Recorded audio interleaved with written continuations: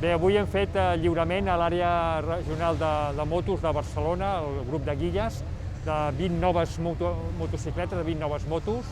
14 d'elles motos de combustió, i per primera vegada en el cos de Mossos d'Esquadra incorporem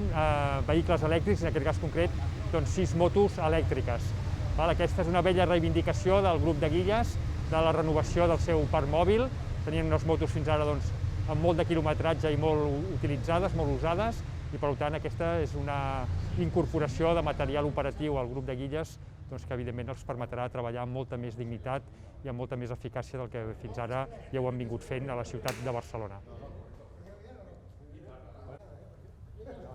Pel que respecta a les 6 motos elèctriques, són motos d'última generació en quant a la seva capacitat elèctrica, tenen una autonomia d'aproximadament 150 quilòmetres i per tant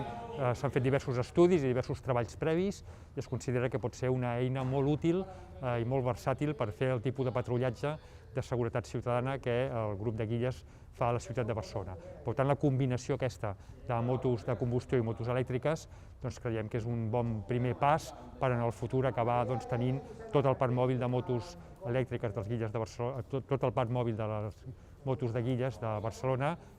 elèctriques.